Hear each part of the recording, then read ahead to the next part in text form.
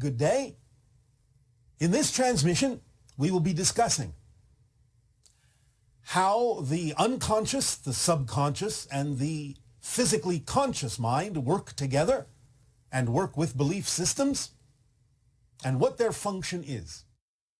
As we have explained previously in other transmissions, your belief system is basically the product of a triad of experiences, the beliefs, the emotions, the thought patterns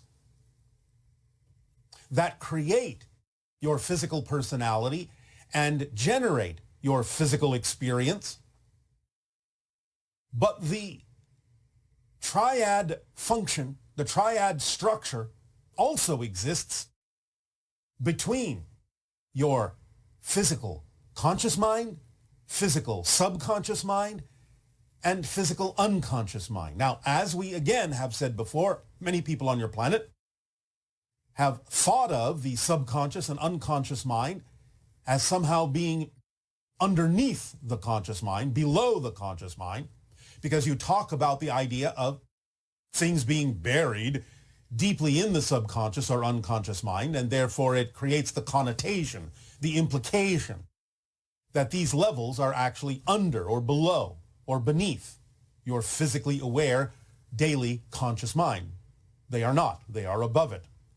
Because if you understand the idea of the higher mind, which sees everything, which knows everything about the path you are taking, the theme you have chosen to explore, which is the portion of your total consciousness that retains the big view and sees more clearly than the physical mind does what is going on and what is happening and why with respect to the theme that you chose to explore as a physical being, you will understand that because the higher mind knows everything, then the idea of the unconscious mind is also a very large repository of information. You may not always have access to it, but by having the largest repository of information, it is much closer to the idea of the higher mind and thus higher than the physical mind vibrationally, because it contains so much more than the physical mind is capable of handling at any particular moment. Next, the subconscious mind also, in many cases, contains more information than the conscious mind requires for its daily operation, its daily functioning, and thus again is above the physical mind. Again, kind of like not only a repository of more information, but here's the critical key.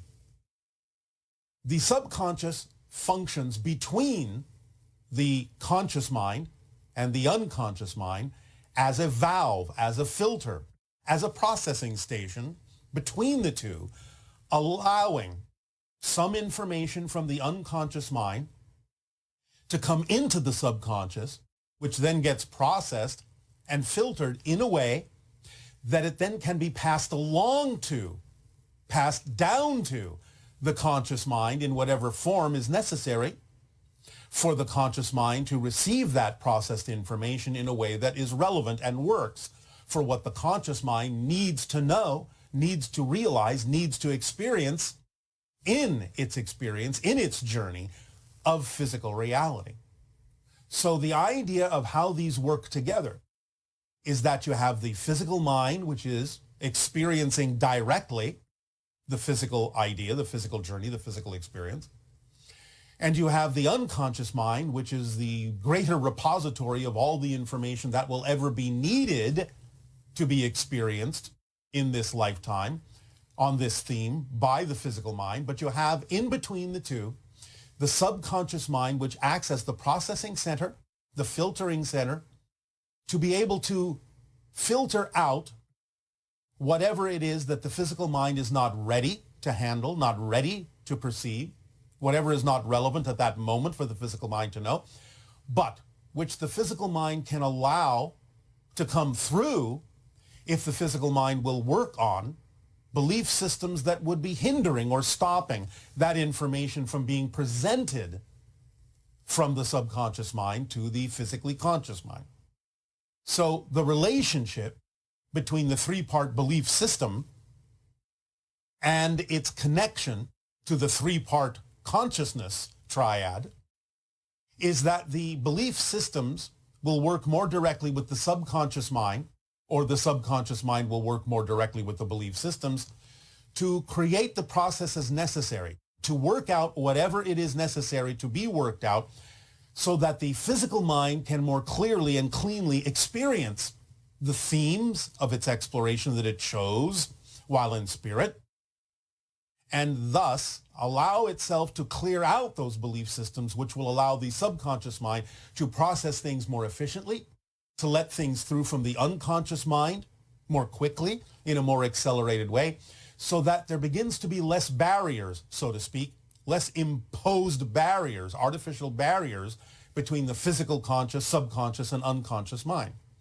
But while those barriers exist, because of whatever the belief systems say the physical mind does or doesn't wish to experience at that moment, either just through timing or through fear, then the idea is that the more you let go of those fear-based beliefs, then only the timing issues will be what allows the subconscious mind to process information from the unconscious and let it through to the conscious mind in a more timely fashion without being inhibited by any fear-based beliefs that the subconscious mind may be taking its cue from to hold back that information until the physical mind feels that it is absolutely ready to handle the information. You have a very, very, very large repository of information and knowledge in the unconscious mind. And therefore, based on the belief systems that allow you to determine when you are ready to be more of yourself, to explore and expand and be aware of more of who you are, the subconscious mind acts as that brake pedal, so to speak, that allows you to determine with your free will and your willingness to process and let go of your fear-based beliefs exactly when you believe you are ready to handle more information and allow the subconscious to process things more efficiently, more quickly, and allow yourself to receive more information that is being held in the unconscious mind that is representative of much more of the theme that you chose to explore as a physical being. So this is how these three components of consciousness in physical reality work together, kind of like a gas pedal, brake pedal sort of system in trinary fashion, to download whatever information to you you are ready to receive based on how ready you are to know yourself more fully, based on how ready you are to be more aware of the themes you chose to explore, based on how ready you are to let go of those fear-based and limiting beliefs, negatively speaking, and bring them into positive realization. So you are, as the physical mind, in a sense, in the driver's seat with your hands firmly on the controls of what will allow the subconscious mind to bring through, to process through the information from the unconscious that can reveal to you more about who you are in a very inspirational way, giving you much more aha moments in life, as you say, allowing you to know yourself more deeply and to understand more clearly the theme that you chose to explore, which gives you more insight into where you're heading. In a sense, opening up the idea of whatever probable reality futures are more conducive and more in alignment with who you truly prefer to be, and allowing the theme that you chose to explore to be more informative as to what choices you can make more clearly, giving you discernment to understand what is and isn't true for you, and allow you to move forward in life, in your physical reality experience, in a much more joyful way. So this is how these components work together.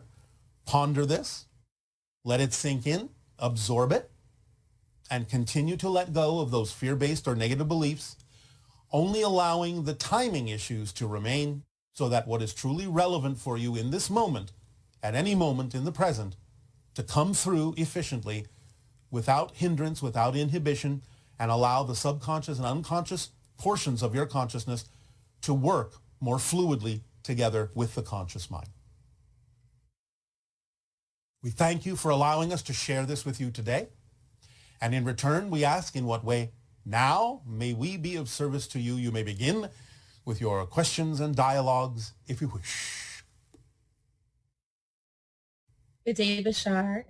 Good day, good day. I'm here in Encinitas, California, and I have a question. I love that. I love everything that you just shared.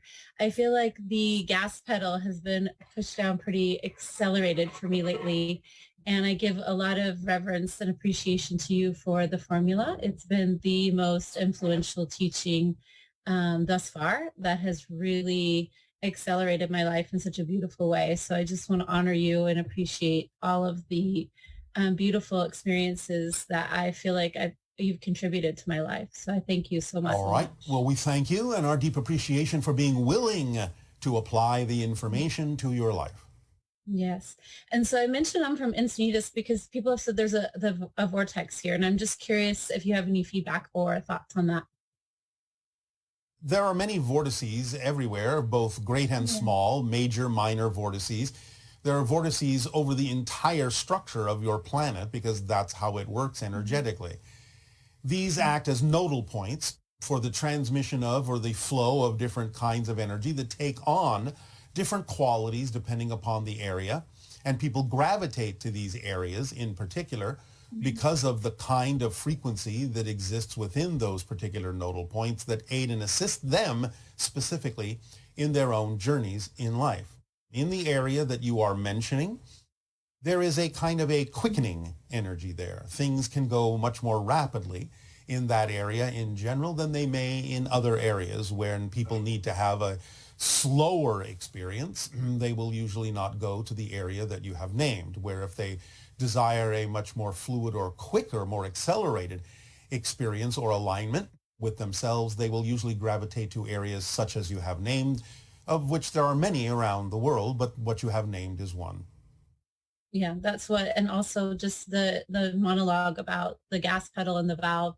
I'd love to talk a little bit more about that because the formula, there's been such amazing synchronicity, but the quickening, the acceleration, the valve feels like it's open more than it ever has been. And I'm having some pretty slippery experiences in my consciousness. And I think that's part of the reason why I'm drawn to this area.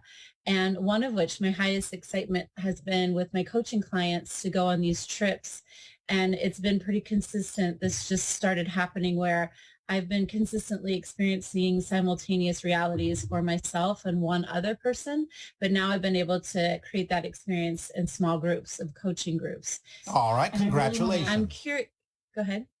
Congratulations. Oh, thank you. So I'm curious about the mechanics of that because one aspect I feel it's like the spontaneity where the energy is just fitting, and I know I know when I'm in that flow, I know what I need to know in the moment. I'll say what I need to say to specific people in specific ways that tend to help, I guess, match energy, if you will. That's what it feels like.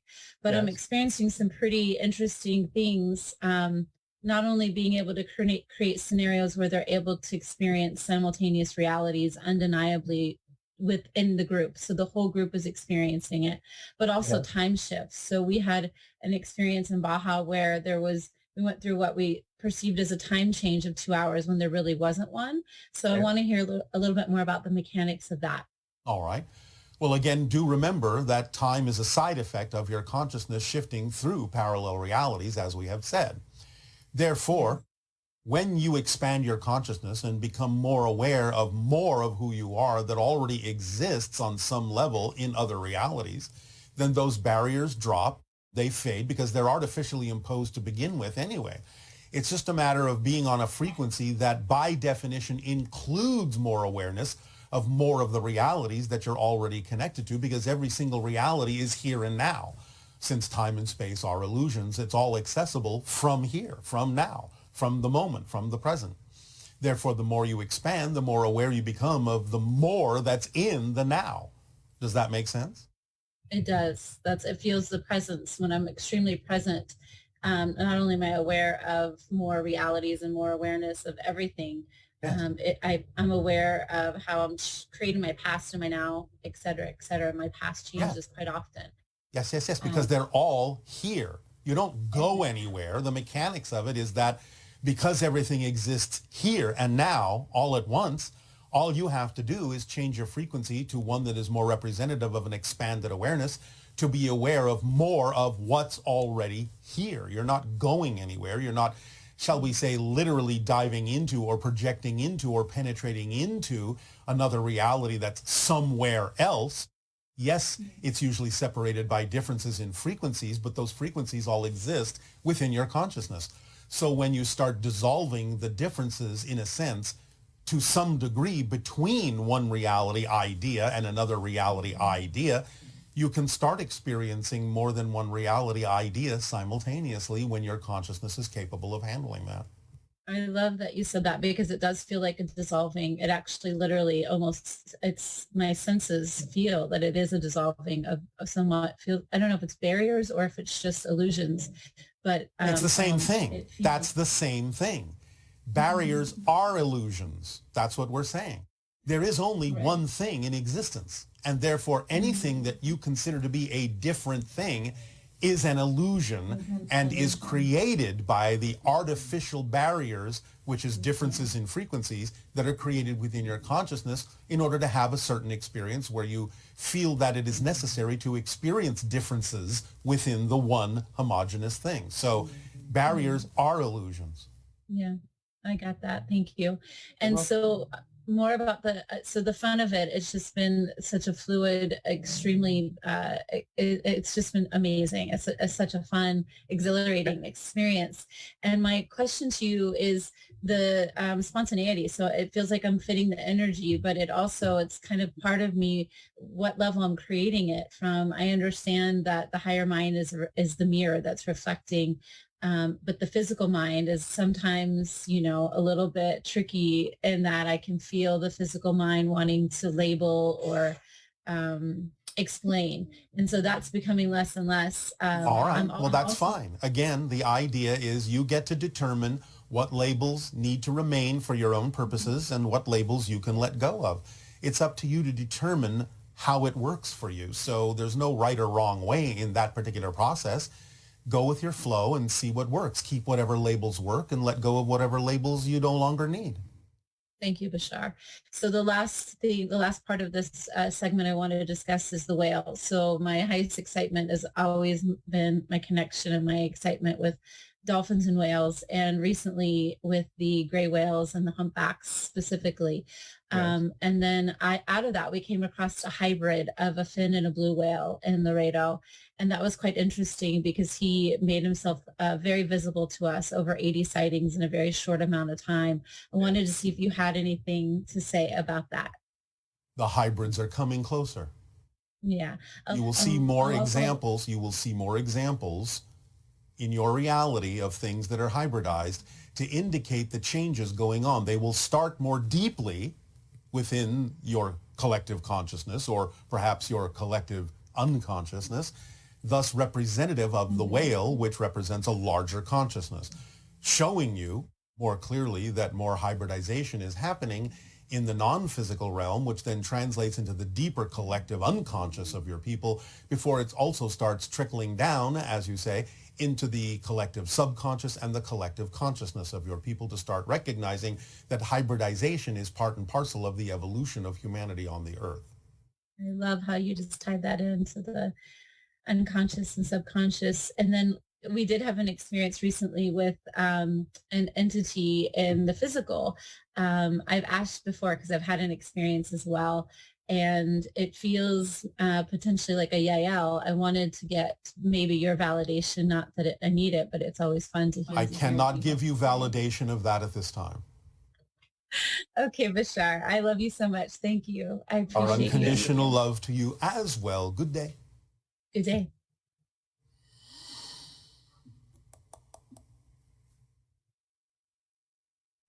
Hello, Bashar. So I've been wondering about, I know how we switch Earths billions of times per second, right? I was wondering how this affects us in our sleep. Does sleep affect the Earth that we wake up in? Do we wake up in the same Earth that we went to sleep in? Does what we do in our sleep, our consciousness, the dreams that we have affect which Earth we wake up in any way? That's it. Thank you. Yes, you never wake up in the same reality. Since you're shifting billions of times a second, even while you're awake, you're never in the same reality. And sleep allows you to do several different things, because when you're out of body, you can go to the template level of the physical reality and make different kinds of choices and changes within relevance to the theme you chose to explore. And you can do things in a slightly different way, but you are never in the same reality. But yes, sleep can affect the reality you wake up in. Not that you are not always in a new reality, but it can be a slightly different reality than you might otherwise have woken up in had you remained awake. Hello, Bashar. I hope Good you have day. a wonderful day. Of course, always. This is my first time meeting you, so I'm very excited. All right. So are we. So one of the questions I have is children, when they're young, often tend to see beings when it's nighttime and they are supposed to go to bed and sleep, Yeah. and the lights are out, and Yes. is there an ability that children have to see things that are like in a different dimension or reality or something? Yes, because they haven't unlearned that yet, because they're not fully focused yet on the idea of physical reality as the only thing that they should pay attention to. Children are still newly from spirit and still retain the ability to see into other dimensions. It's natural for most children. So the idea is that many children on your planet will learn to stop doing that, although now in this day and age, they don't have to really learn that. They don't have to focus quite so strongly on the idea that there is only physical reality. They can still experience the themes they chose to explore as physical beings without necessarily losing the ability to perceive beings from other dimensions. So this is something that is new for your society in general on a large scale. People on your planet have always had this ability from time to time, but it used to be rare. Now it's becoming more common. But yes, in general, children on your planet are still closer to spirit than they are to physical reality, and for quite some time may still retain the ability to see into other dimensions until, for some reason, if there is a reason for them to focus only on their physical theme, then they may close that facility down for a while. And then it may return later in life when they are through exploring certain things. But yes, it's a natural ability that most children have. And is there a way to facilitate the coming back of this ability? Yes, to follow the formula that we have shared with all of you. Okay. Okay. Now, there are also many other techniques. Basically, you can attract through synchronicity whatever technique may work for you. Whatever permission slip will be best aligned for your vibration. But in general, those things will also arrive in your life if you do, in fact, follow the formula. It happens automatically. Okay. Thank you. Yes. At some point, I was laying in my bed and seeing a dark pattern on the ceiling, and I was a kid back then, and I was kind of fearing for my life because I didn't know what it was, but I was like almost paralyzed, and then I said, no, not now, and please leave, but I didn't know what it was. And this happened twice to me when I was a kid, but I still have no idea what it meant or what It's a portal to another reality and a beginning of a visitation of extra-dimensional or extraterrestrial beings coming in to interact with you according to the agreements that you have made in this life to be part of those kinds of encounters and experiences. So what you were initially experiencing was the opening of a portal from one dimension to another. Okay. And is there something I can do to maybe get back to that point? So now that I know I don't have to be afraid about it. Don't be afraid. And again, follow the formula. Be more open to investigating and researching the encounters that exist between extra-dimensional and human people on your planet. Educate yourself to know that you're part of a bigger program, a bigger agenda for the evolution of the earth, for the evolution of humanity. Invite it in and feel love for the experience. Most importantly, allow yourself to fill yourself with love and create the invitation on your own terms, saying that it can be what works for you and what works for others, but always in a state of unconditional love and service. Okay, I'll try that. All right.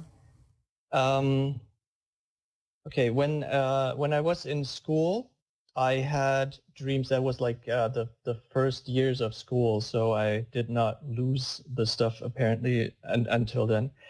So when I was in school, I had dreams at night where I saw things that would happen a day or two later. Yes. And I actually made a game out of this because when I went into like a conversation with people and I knew what they would say, I just changed my reply and see what would happen. And this was funny for me. Yes. Well, again, everything exists now. All realities exist now. What you call past, present, and future are all here. And there are multiple versions of everything. So if you have expanded your consciousness, again, especially when you are younger, and made a game out of it, which is a positive thing to do, then it can help practice and train you to be able to perceive more realities that exist in the here and now moment. And thus you can perhaps perceive more clearly the probabilities of which reality will manifest or crystallize in your particular physical world experience. So that's not unusual. It's just that you're becoming more aware that every reality, every probable reality that is most likely to manifest is already known to you, is already here and already exists. It's just a matter of which way you choose to go and how strongly you choose to crystallize the realities that you're perceiving. Okay. And I guess... Did that make sense to you? Do you understand what we're saying? Yes. All right. I guess getting back to that is also following the formula. Everything is contained in following the formula as precisely as possible. It leaves absolutely nothing important or relevant out of your life. It will bring you what you need exactly when you need it. Okay. All right. I was in October 2011, I was in a group that did C5 protocols for contacting extraterrestrials. Yes. And we had some contact with, we saw ships flying around, and we had high strangeness events or things that happened that were strange. All right. Well, congratulations. Thank you. And when we did a meditation for contacting extraterrestrials, it was like a vision in my head that I had from it was a woman, and she looked more like a cat being, a feline woman. And she looked at me, and it was like just a second or so, and she said, "Be patient."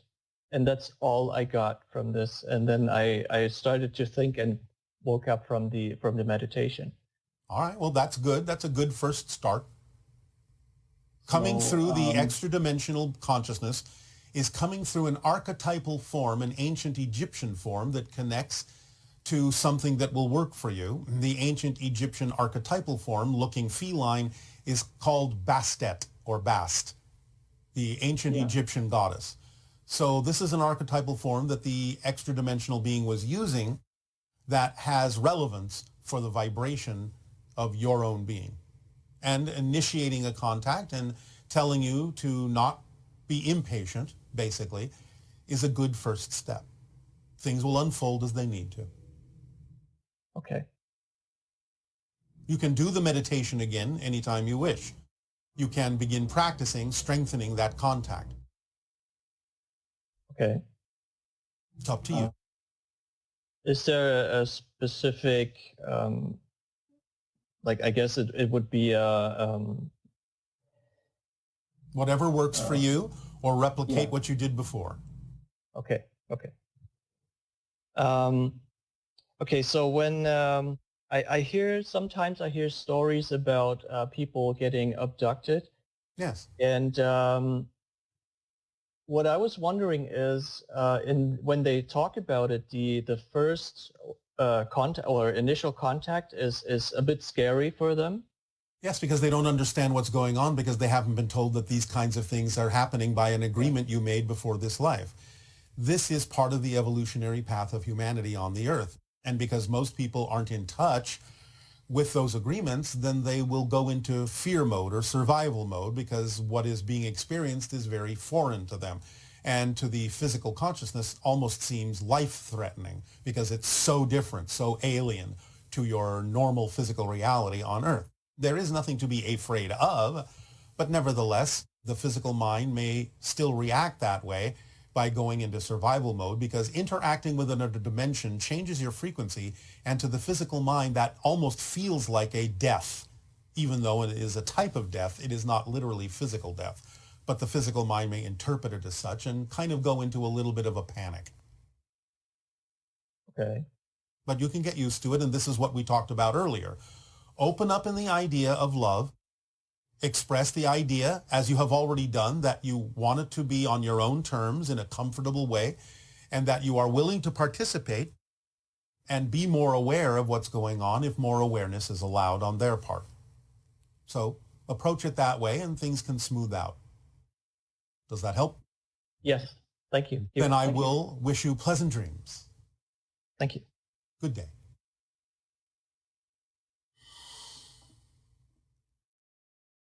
Hi Bashar, I have this idea. It's pretty raw, but I would love to hear your position regarding this.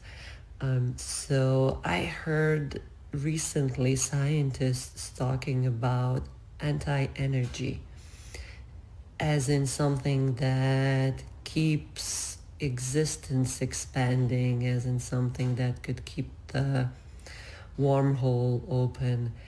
And it resonated with me because I feel the same way when I clear a limiting belief back to zero, when I clear it back as in reverse to a place where it never existed. I feel that there is a huge expansion going on inside of me. And I felt that we can do something, we can return something to zero, thus creating this anti-energy inside of us and thus creating a real expansion. Is it possible to absolutely reverse the limiting belief, to bring it to zero as if it never existed? And does that create a real expansion? I would love to hear your opinion. Thank you. Yes. And what you're referring to scientifically is what scientists call dark energy rather than anti-energy, although it has what you might call an anti-property, since it works in an opposite function from what you'd consider to be regular energy. But you see, you're doing this all the time. You're zeroing out every moment. This is what happens when you shift billions of times per second from one reality to another to create the illusion of space and time. You're actually zeroing out every moment and allowing the thing that existed in another reality to simply not exist or ever have existed in your reality. It doesn't mean it doesn't exist at all. It just means that it never existed in the new reality that you've created, but it still exists in other realities that are simply no longer being experienced by you. So you're zeroing out all the time. But however you wish to look at it, however you wish to frame it, however you wish to use that process, is up to you to create the permission slip that works for your particular perspective and your particular expression of consciousness. So yes, the short answer is yes, it can be used that way. Greetings, Bashar. Good day. Hi. I'm excited to talk to you about a few things. Yes. I've often pondered your sharing about Earth people assisting those on other planets in their awakening process. Yes. During my life, I've had experiences in the dream state on starships, so it is a topic that's very exciting to me. And I would like for you, if you are willing, to speak further about how that will unfold individually for people that are interested in experiencing that in the future. Yes, well, you will function as a kind of a vanguard for bringing humanity into the greater awareness of the fact that you're interacting with many beings already on that level, that you are part of a galactic family on different extra dimensional levels. But all of this must, as we just said with the last person, begin to be realized in a way that allows it to trickle down into physical reality as an experience as well.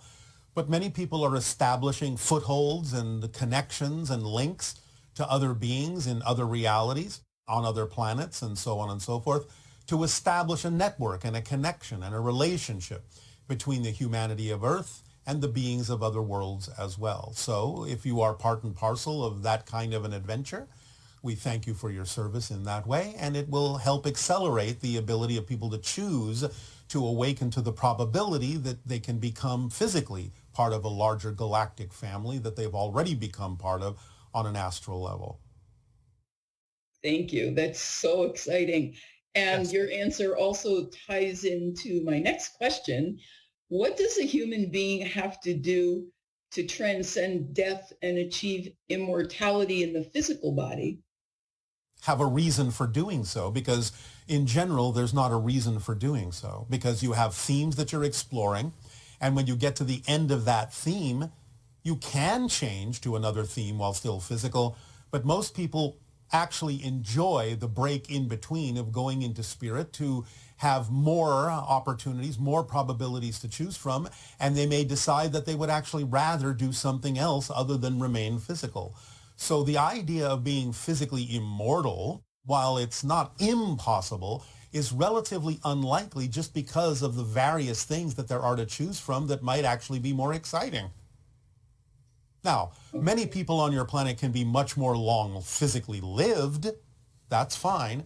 It's just that most people will actually not choose physical immortality unless there is a really good reason to do so.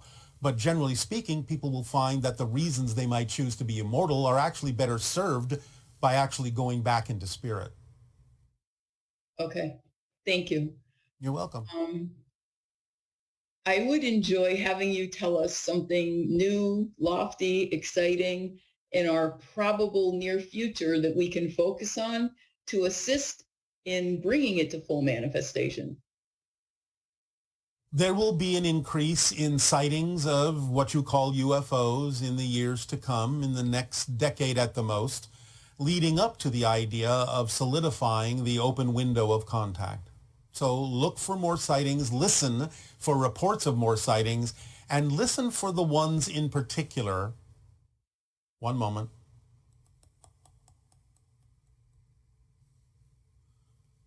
Listen for the ones in particular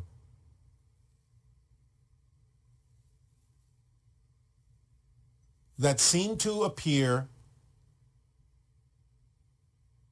in areas that are connected to the concept of conflict, and see what that does to the people in the area witnessing those craft. That is all we are allowed to say. Much appreciated. Our appreciation to you as well. Thank you. Good day. Good day.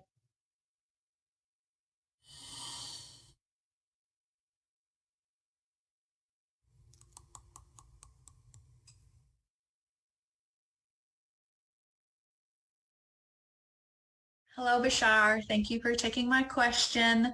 So I have a twin sister, and I am curious about what is, other than us sort of having the same DNA, what is unique about that may be different from other siblings that perhaps we can tap into or better connect with, or if there's any other significance to just, we have the same DNA. All right. I love you, Bashar. Thank you so much. Bye.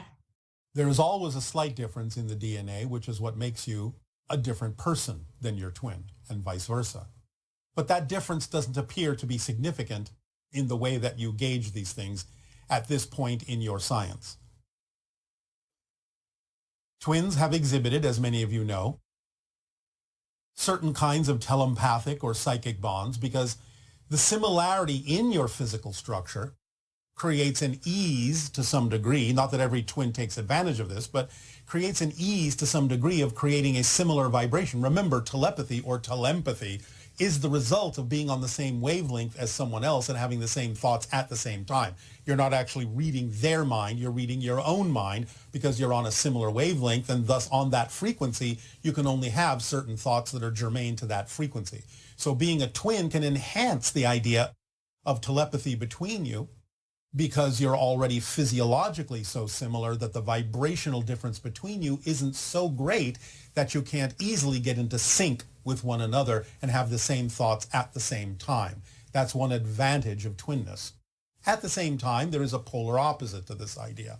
It allows you as seemingly, and I say this loosely, seemingly the same person or a similar person to have different experiences and different vantage points that you can share with one another.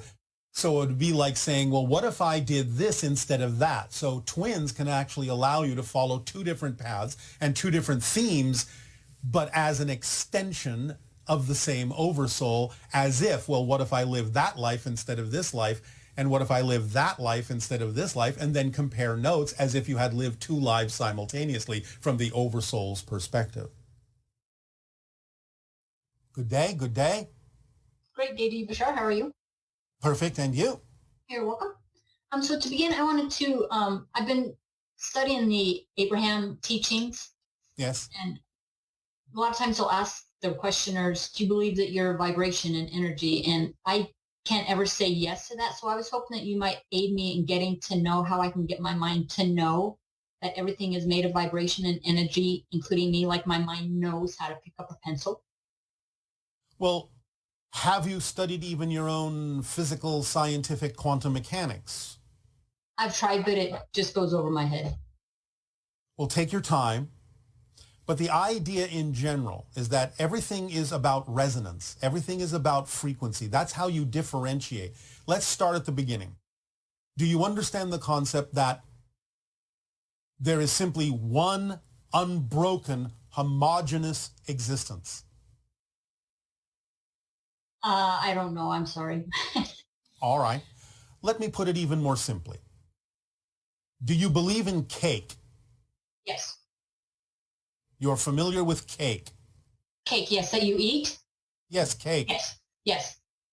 Now, if somebody gave you a slice of cake and asked you, can you analyze, however you wish to, under a microscope or whatever, what the ingredients are that went into creating that slice of cake?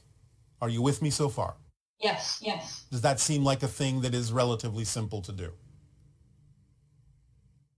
To analyze it all? No, not well, under a microscope, probably yes. All right, thank you. And let's say you do that and you find, well, there is milk in here, and there are eggs in here, and there is flour in here, and there is chocolate in here, and there is sugar in here. And you find all these things and break it all down to those particular individual ingredients. Yes? Yes. You're with me so far? Yes. All right. Each of those things are made of atoms, yes? Yes. You understand that, yes? Yes. Well, what makes sugar different from chocolate? I don't know. Sure you do. It's made of a different arrangement of atoms, is it not? Okay.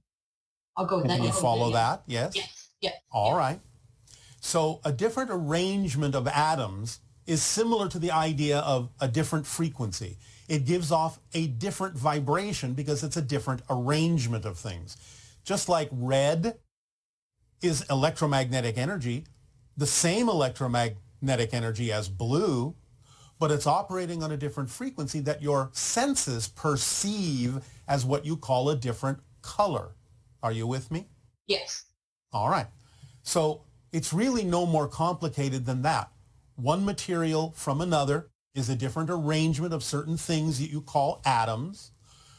One color from another is simply a different frequency, in much the same way that when you watch your television, you're watching one program and then you switch to a different program. Well, why don't those two programs interfere with one another? How can you see one clearly and then another that's different clearly without interference from the one you were watching a moment ago? It's all about a different frequency. It's like teeth interleaving between one another instead of trying to get into the same space at the same time.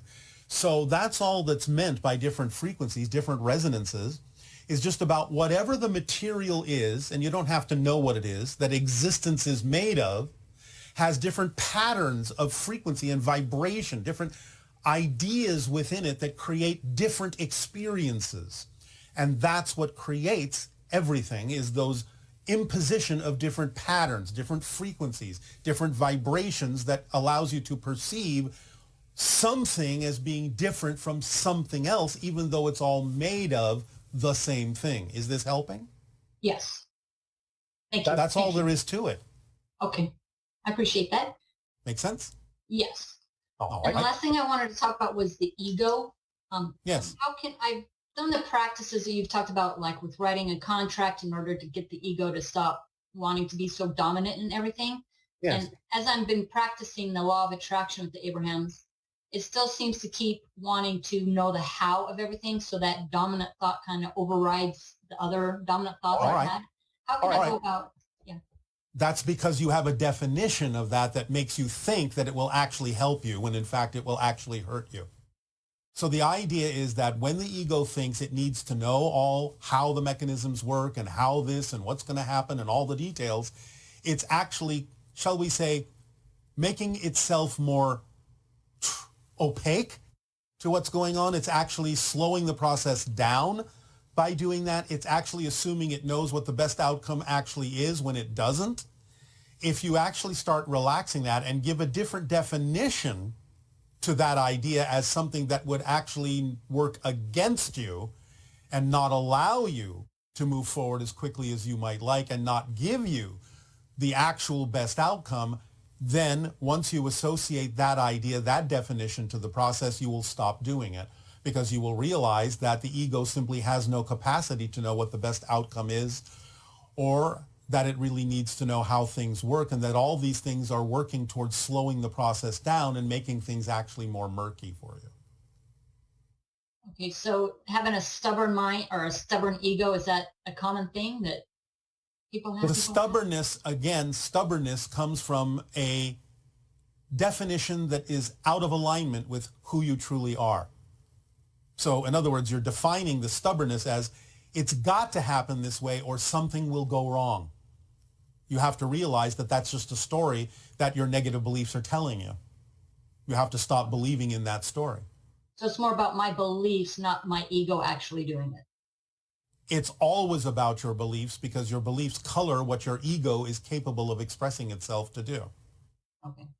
So go into the beliefs and say, stubbornness is just an insistence that if I let go of doing it this way, something worse will happen. That's a belief that the negative belief is trying to get you to buy into, so you won't let it go. This is how beliefs perpetuate themselves. The negative ones will use fear to perpetuate themselves. It's not malicious. It's just how they're structured, because if beliefs, both positive and negative and neutral, don't have a way of perpetuating themselves, then you can't have a physical reality experience, because physical reality isn't real. It's only the product of what you believe to be true. It's only the product of your focus. So the idea of buying into a negative belief, if you happen to have bought into it to begin with, is that the negative belief is going to continue to try and perpetuate itself by feeding you more negative fear-based beliefs, so you won't let it go. You have to understand that what it's telling you is not a fact. It's just a story to perpetuate itself, and that you can change the story and everything will be fine. Gotcha. Does that help? Right. It does. Yeah. Thank you so much. And I hope you have a great day. And So welcome. thank you so much for your time. Bye. Always. All right. Thank you. Bye.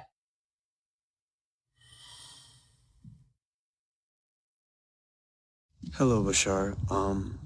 The other day I was reading some channeled material from the Arcturian Council, where they were describing that we are here to experience the ultimate experience of knowing ourselves from finite beings to infinite beings. And, you know, that's cool, but it just seems like I have I feel like I have this perspective that, we're just kind of like bored as high dimensional entities, and we kind of just want to, play a game to, you know, experience ourselves as separate. And, to me, that just seems like we're just like guinea pigs. I don't know. So I'm kind of just, at a loss with trying to figure out why we're even doing this. Please and thank you. You are your own guinea pig. You're not anyone else's guinea pig, and you're not bored as higher entities. You simply see the excitement and the value and advantage of doing things in different ways according to what's possible in existence. So don't necessarily have to bring boredom into it. You don't have to bring the idea of victimhood into it by referring to yourself as a guinea pig. If you are a guinea pig, you're your own guinea pig.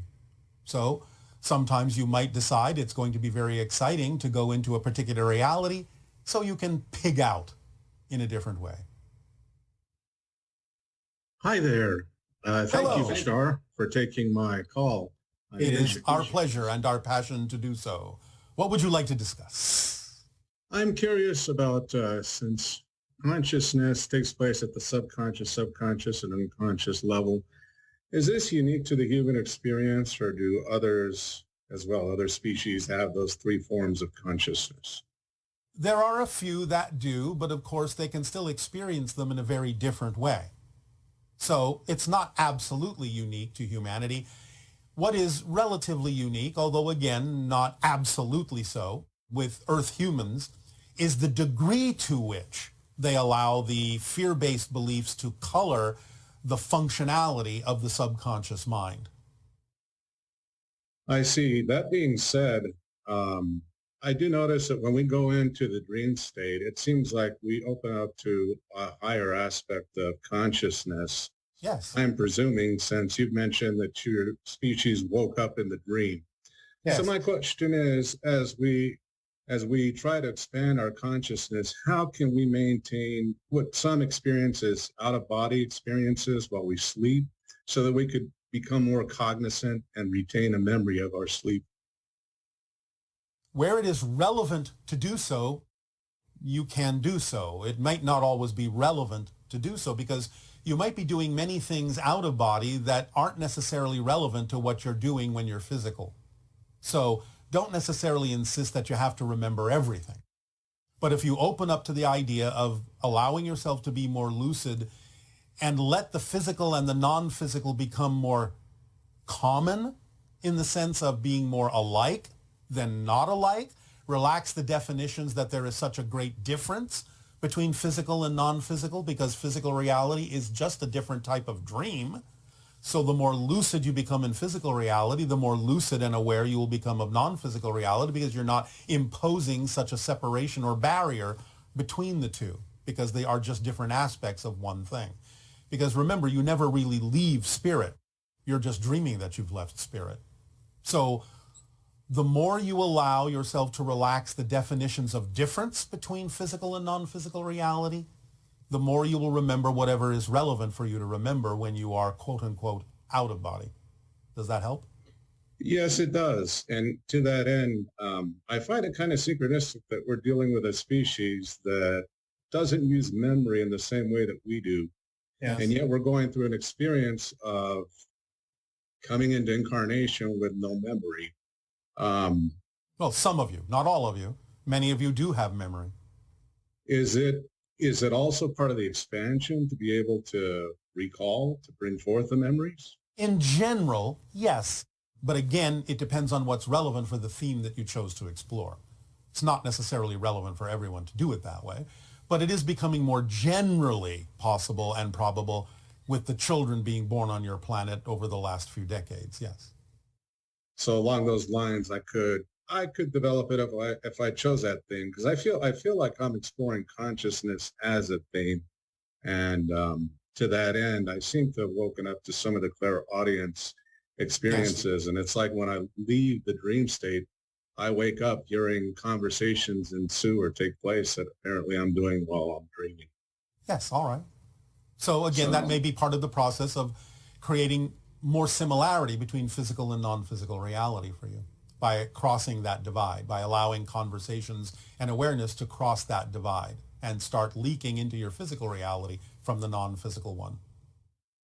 I was also curious if I had an experience in 2008 where I actually have a recollection of being on board a ship, but I don't know who those beings are. Would it be possible? Would you be able to determine that? Well, most likely you're dealing again with grays and hybrids because that's the typical people you will be dealing with regard to those memories of being aboard ships. It doesn't mean that there aren't other beings there from time to time as well, like the mantis and so on and so forth. But in general, it will mostly be the grays and the hybrids. Sometimes you'll get the things like tall whites and other kinds of beings that have references and familiarity to some people on your planet. But again, generally, hybrids and grays. And so when those exchanges occur, are we in some form of astral where, we meet halfway from where they're at? Usually, not always, but usually. Sometimes there is actually an altered physical reality in which you still are kind of physical, but not exactly in the same physical reality that you consider to be your physical reality when you are, quote unquote, awake. I see. It can just be a shift into a parallel reality that is very similar to yours, but also contains qualities of the astral realm. I see. All right. And so I also do recollect having an experience being out of body when I was in the hospital in a certain case. At that time, I had a being actually, I think, assist me in coming out of body because I was dealing with a lot of pain. Yes, that's not uncommon. It's not uncommon to have your guides or other beings help in those situations. Yes. I found it fascinating because when I got out of the body, the being was actually looking at me above the hospital bed. And so I could see myself and I could see the being, but he wasn't looking at me in the bed. He was looking at me directly where I was out of body. Yes, because you were more in that being's reality at that point. The body in that sense was in another reality that is not necessarily relevant to that being. And so once again, I guess, unless it's part of my theme, those memories of what took place when that took place seem to elude me. It's all right. Again, you remember enough at the moment. Take the energy, take the experiences, and move forward in your exploration. Don't necessarily think that you always need to look back.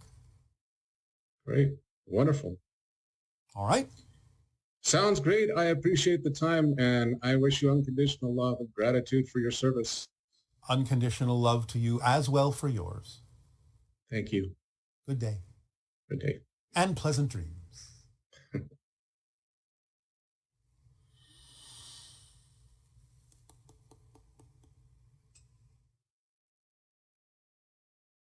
Hello, Bashar. So when I was about 5 years old, I had a contact experience, a brief experience with a gray in the middle of the night. As I was walking into my bedroom, through the bedroom window, I could see the gray sitting in a school desk that was right outside the window and had his arms on the top and was turning his head to look at me.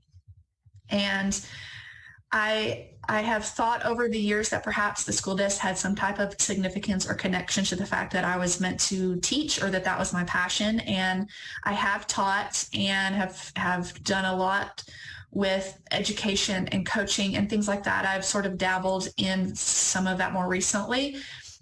And I've learned over the years what's my passion, what's not my passion. It is ever evolving, as I think it should. But I'm just curious if there was significance to the way that the gray approached me sitting in the school desk, or if it was just a way to approach a small child and not be so maybe scary as to just show up standing up in the same room. I love you, Bashar. Thank you so much. Well, both. Not only about the idea of teaching, but also about the idea of learning and letting you know that when you are asleep and out of body, you are attending different classes on different levels of dimensionality in ethereal or astral planes, learning different things that you need to learn in order to teach different things on the earth to aid and assist in the evolution of humanity. But yes, to make it simple for a child to understand and to not be scared as well. Hello, Good day. Bashar. Good day. My name is Sarah. I'm currently in California, and I have a question about transforming the Orion energy of oppression as it relates to my uterus or womb. All right. When I began connecting to the hybrid children, a game happened where I would imagine them as tiny babies, and I would pop them in my womb, and I would flow love to them, and it was a fun permission slip. Yes. I thought it might be fun for them in case they hadn't had that experience. And it's fun for me because I've been careful not to have human children because Earth is a little nuts. Yes, we understand. So where it got interesting was in Matters of the Heart, you said we could flow unconditional love to those in darkness. And I began to imagine even violent adults as tiny babies, and I would pop them into my womb so they could experience the unconditional love that I feel for the hybrid children. And this feels like a powerful permission slip for me. I've been able to unconditionally love anyone and everyone. So I want to understand it better. My question is, what's to understand? How can we use the idea of womb energy to experience personal expansion instead of oppression right now? Well, aren't you doing it? I am, yes, but I'm wondering how the past oppression relates to the progress we're making of transforming that oppression into freedom.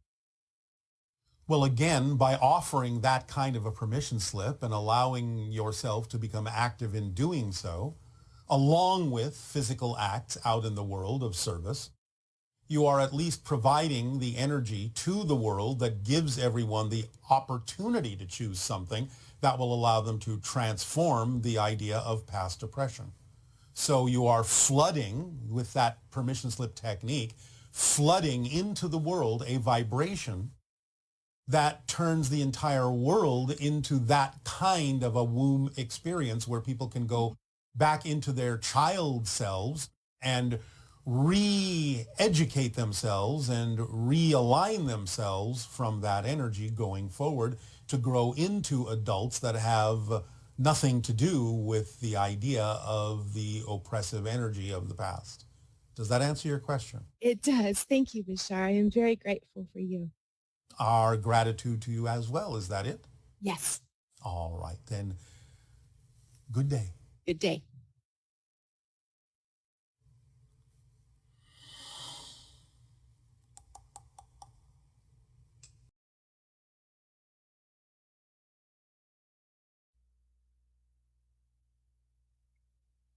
Hello, Tadeo. Nania. We have lots of questions from our viewers. All right. Okay, the first one. Is there a way to unite the unconscious and the subconscious minds with the conscious mind so that we can be consciously aware of all three? And would there be an advantage to our physical experience that way? As long as you are physical, you will not completely dissolve all three, but you can allow them to work more efficiently together and mirror the physical version of a higher mind. But while you are physical, all three are somewhat necessary so that you can experience timing and processing of whatever information your conscious mind truly needs at any given moment. So there will always be some slight holdback, some slight process of funneling the information that's necessary at any given moment through. But yes, you can allow, by accelerating yourself, by raising your frequency, the barriers to become less solid so that they can work together, all three divisions can work together much more efficiently, much more fluidly. Okay. And this person says, I'm interested in why we are specifically among all the other options for who or what we could be as a unique expression. So I guess why we are who we are. How is it possible for us to have preferences if we all come from unconditional love? Because it is unconditional by the very definition of the word, you can be whatever you choose to be. Therefore, you choose whatever theme of exploration at any given moment your consciousness believes will allow it to experience what it needs for its own growth. whatever it is interested in, exploring in that sense. So you have the freedom to choose whatever you wish. Do we have the option of choosing to come to Earth to do negative things? You do have that option, but again, remember that when you say negative, a lot of times you will choose negative mechanisms to do positive things. For example, the idea that you are limiting your consciousness in order to have a physical experience is a positive utilization of a negative mechanism, because you are imposing a limitation for various positive reasons, for experiential reasons, on your broader consciousness. So yes, in the way that you meant the question, it is possible that you may see that someone doing something that would be considered to be negative could inspire others to act positively and perhaps change things in a more positive direction by having something negative to push against. Is there an optimal way to meditate? And is there like a best length? And is 10 minutes just as effective as 1 hour? Or? Not necessarily. It takes about 15 minutes for the neurological pathways of your brain to rewire themselves effectively in a lasting way. So the idea of whatever form of meditation you are attracted to would be the best thing for you, the best permission slip. And we would say optimally, allow yourself at least 15 minutes. You can go for longer. You can go for an hour. Again, it depends upon how you decide to adjust it that works best for you. But at the very minimum, 15 minutes is usually required for most physical individuals to allow for the appropriate amount of rewiring of the brain to be effective in terms of making the changes that you typically seek to make. Okay, thank you. Following up from the guilt and responsibility transmission, is guilt always an indication that there is an energy alignment necessary, or can that mechanism get out of whack a bit? Is it possible for us to have a habit of unnecessarily being guilty when we feel guilty about things that we don't even need to really be adjusted about? And if so, how can we know the difference and clean up the confusion and the energy alignment mechanism can work as intended? The sensation you call guilt, that you recognize as guilt, is always an indication that there is a misalignment within you or a negative belief at work. Otherwise, it's just awareness and recognition of something. It doesn't necessarily have an experience of guilt attached to it if you're just aware of something from a neutral position. The idea of being guilty when you know you have no need to be guilty in that sense is one of the results of actually giving in to the negative definition, the negative belief system, because again, it keeps attempting to perpetuate itself and thus continues to perpetuate the guilty feeling even when you intellectually know there's no reason for you to experience guilt. So that is simply a residual side effect of, or an echo, if you will, of having given in to the idea of the negative and fear-based belief that creates the initial guilt feeling to begin with. The idea, again, is to recognize that it comes from a fear-based belief, to explore and investigate yourself with honesty about what that belief could be, and truly get to the core understanding of what the fear-based belief is telling you as a story, to allow yourself to really see the details in that story and recognize that they are generally nonsensical when you get to the heart of the matter. That is how you can dissolve any reason to keep perpetuating the idea of guilt and allow yourself to let that go.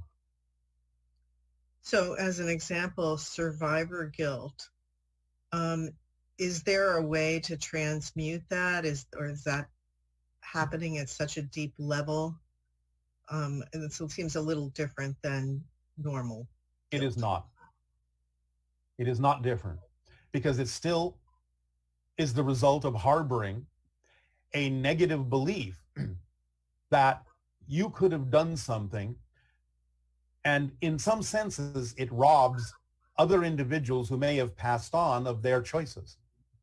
So to be guilty about the fact that you are still alive while someone else may have died is, again, nonsensical, because you are not allowing yourself or allowing them to have made their choices from a higher level.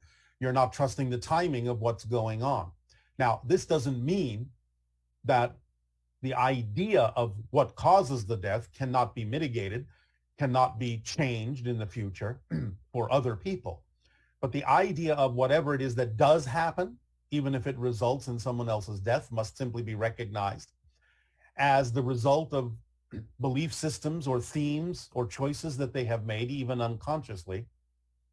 And to be guilty about being someone who remains alive, in some sense, dishonors the choices that they made, instead of utilizing those to make differences in your own life and in your own understanding about your connection to those who have passed on into spirit. So survivor guilt, again, is simply a residual recognition of the fact that you've been holding on to fear-based beliefs and negative beliefs about your own worthiness to be alive, about the choices you are making. And it can be used in a positive way to correct anything that might have been a misunderstanding, a misinterpretation, or a miscalculation in your own life. But the idea of holding on to the guilt does not allow you to move forward, nor does it allow you to develop a recognizable relationship with those who have passed on in a way that can serve you and in a way that honors them for their choices. You talk sometimes about how there are consequences to our choices and actions. Yeah. How can we hear the word consequences so that we don't perceive it in a negative or punitive way? Sometimes I fear consequences catching up with me from past mistakes, even though I've already healed, learned from them, and brought myself back into alignment. How can I release that fear and work with this teaching in a more positive way? There's an oxymoron in the question you have asked, because if you have actually healed yourself and brought yourself back into alignment, there would not be the definition of consequences in a punitive manner. So when you say that you are still experiencing a punitive definition of a simple neutral consequence of an action taken, then you're not in alignment. You have not brought yourself back into alignment. There is still a fear-based belief at the heart of your experience. But look at it this way. A consequence is simply the neutral result of an action taken. Let us say, for example, you simply drop a ceramic cup. The consequence of dropping it may be that it actually shatters on the floor. Is the shattering on the floor a punishment? No.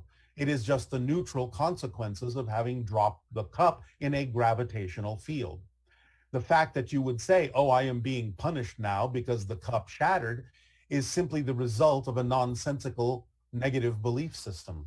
So by recognizing the nonsense in the idea of defining something that is simply the neutral result of an action taken, but keeping upon it the idea of self-judgment, then you can more easily separate the concept of punitive definitions from a neutral consequence.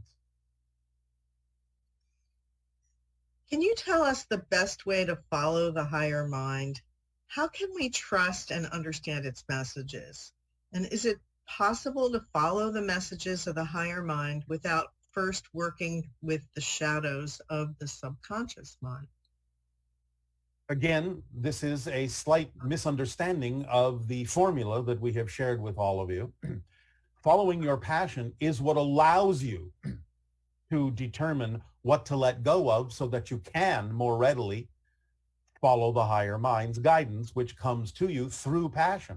Remember, the toolkit that is contained when you act on your passion contains the reflective mirror that brings to your attention the idea of any belief within you that is out of alignment with your true vibration. So by acting on your passion and allowing the ideas to come up that may be out of alignment and working with it to let it go, you actually give yourself more ability to have more discernment and deal with these ideas of negative belief systems more easily in the future. So it is the very act of following your passion that brings these things to your attention, because bringing these things to your attention is part of your passion. Okay, thank you. Yes. Does listening to subliminal messages or a recording of affirmations while you sleep in order to tap into your subconscious mind have any benefit to us in creating the experiences we prefer? Can it expedite us raising our vibration to match the experiences we prefer to have, as having good health or abundance or money? Or is it just another permission slip that will work for some and not for others? Does the subconscious mind need a permission slip? Yes, it is a permission slip, because everything in physical reality is a permission slip. Will it work for some and not for others? Yes. Is it effective for some? Yes, because it is a permission slip that they've gravitated to, been attracted to, and it is the attraction that usually indicates it will work for the person who is attracted to use that particular permission slip. So in that sense, it is a simple answer of knowing that it is something you are attracted to, that at least will temporarily work for you while you are attracted to it, and can be effective for those that align with it in terms of their belief system. But it's up to you to recognize also that it may change for you. So go with the flow. Whatever it is you're attracted to as a permission slip, by all means use it for the length of time you are attracted to it. When you're no longer attracted to use it, you'll find that something else will work for you. That's part of your evolutionary growth. Can you mention some of the ways that our higher mind communicates with us? It communicates primarily through, again, the sensation of objects or situations and circumstances that contain more excitement and passion or attractiveness or curiosity than any other. And it amplifies these things and delivers them quite often through the auspices of the fact that everything is connected, meaning synchronicity. Right, so synchronistic symbols would also be communications from the higher mind? Yes. And when we have a negative belief, does that mean that we should ask ourselves why we have it and try to eliminate that belief by waiting for an answer that doesn't make any sense to us? Or is there other... Well, you're not waiting. It's an active process of self-investigation to allow yourself to render the belief nonsensical. It doesn't just happen on its own, because if you don't do anything about it, if you don't investigate it, if you don't look deeply within yourself with honesty and curiosity and a willingness to change, then the negative belief will simply keep perpetuating itself. So it's not about waiting for it to make no sense. It's about actively seeking ways and understanding ways in which it simply no longer makes sense to you. One way is to look around in your reality, on your planet, and see if there's someone doing something similar in their passion as to what you would find also passionate about, exciting about doing, and recognize what it is that's different between you that allows them to do it, but not you. It is in that difference you will find the difference in your definitions, and then perhaps it will stand out more clearly why the definition for you is nonsensical, because if they can do it, why can't you? So are the beliefs in the unconscious mind or the subconscious mind, these negative beliefs? They're in the conscious mind, sometimes in the subconscious mind or unconscious mind, but they actually originate within the conscious mind, because the idea of those negative beliefs is not natural to your greater being. It's things that are learned and ingrained within you in the conscious world, in the conscious reality. Again, either by your circumstances and situations, your parents, your friends, your schooling, your society.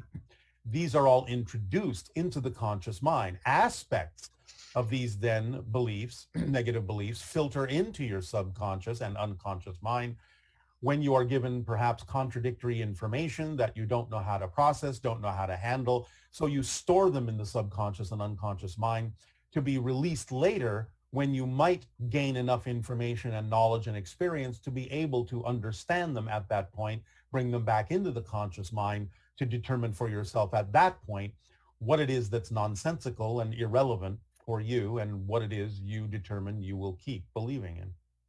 So again, the subconscious and unconscious mind are used as different types of reservoirs to hold on to things you can't immediately process.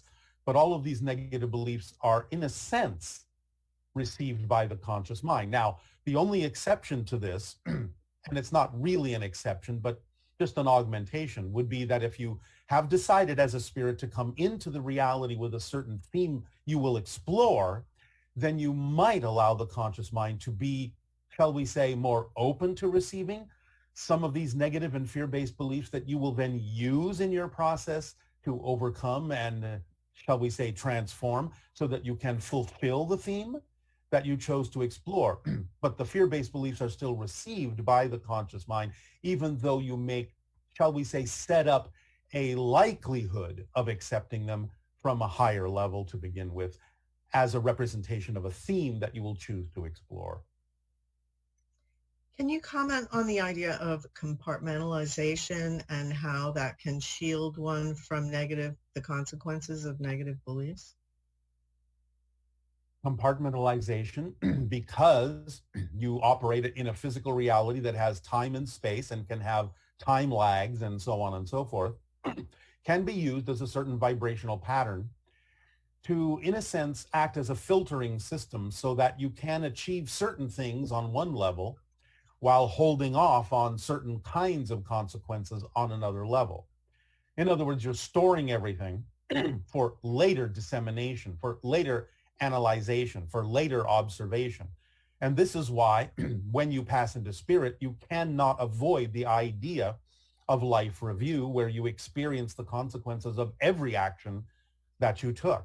Because now in that state of being, non-physically, you have dissolved all of the barriers. There is no more conscious, subconscious, and unconscious. It's all right there in one awareness. And thus, at that point, if not at any point earlier, you will experience every single idea, every single consequence, every single action, every single emotion, everything you may have put into the reservoir for later analysis will come flooding in during the life review if you do not deal with them in the physical reality at some point.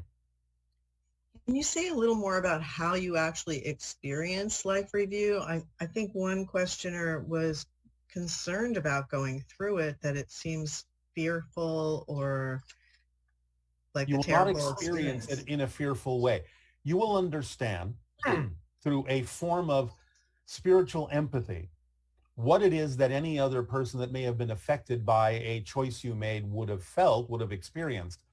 But I know this sounds like a little bit of a contradiction or an oxymoron, but you experience all these things from a neutral position. You experience them fully as if it's happening to you, but since there is absolutely no judgment on it from the spiritual perspective, you are not experiencing any of the things you would heap upon yourself in physical reality, such as judgment for having done it. And therefore, while you can experience it in its fullest form, you do not actually experience the judgment that would amplify it in a negative way. Therefore, there is nothing to fear. It is simply absorbed as information and knowledge and experience, and used in a positive way to determine what you will do next and how you will grow from those things, how you will learn from those things. I know this may not be absolutely clear to you, since most of you are absolutely not used to experiencing any lack of judgment at all on the things you do, on the negative ideas, on the negative fear-based beliefs. But by eliminating the idea of self-judgment, you simply can experience a full emotional experience of what someone else may have experienced in physical reality, but without the judgment, it is not experienced in any way, shape, or form that is fear-inducing. So back to the idea of compartmentalization, an individual that's capable of compartmentalizing and then doing harm to thousands of people through negative acts and worldwide consequences for their behavior. Yes. When they go on this planet, you can experience those kinds of things, and yet when you go through life review, the idea of the karma or the punishment, It's not karma. None of that is going to happen, right? You will experience the consequence of everything you did, and you will experience it from the points of view of every single person that was engaged or involved or affected in some way, shape, or form. You will experience it all as if it's happening to you, each and every individual, and not even immediately, but even those that have repercussions and ripples that extend sometimes for days, months, weeks, years, and centuries. You'll experience every single consequence and ripple effect that came as a result of the choices that you made. So it's not that you escape it, but you don't experience it as a punishment. You experience it as an experience. Interesting. Wow. Okay. And regarding working with the subconscious, hypnosis has been a method used to explore it and assist medically. Is it beneficial, and can we improve our method and use, and how? Again, like previous questions, it can be beneficial for those individuals that are attracted to use that particular permission slip. It can be very effective for many of you because it does help the majority of people in the collective idea of the themes you are exploring to unlock from any particular reality concept that you may be holding on to and truly be capable of letting it go. So it can be an effective permission slip because it taps into the collective unconscious of your reality and the themes that the collective may have agreed to explore, and lets you, in many cases, be relatively fluid with them or free of them. So yes, but it's still nonetheless a permission slip. And again, it can be more effective the more you understand how it can be a skeleton key of sorts to unlock every different kind of lock that may be experienced in your life. But again, it's up to the individual to decide whether or not that's something that they will gravitate to, that they are attracted to. Remember that you're hypnotizing yourself all the time anyway to believe certain things that aren't necessarily real, at least temporarily so. So all of you, in that sense, in order to have a physical reality, are under the influence of different types of hypnosis. Okay, and is the subconscious mind like a doorway to the higher consciousness?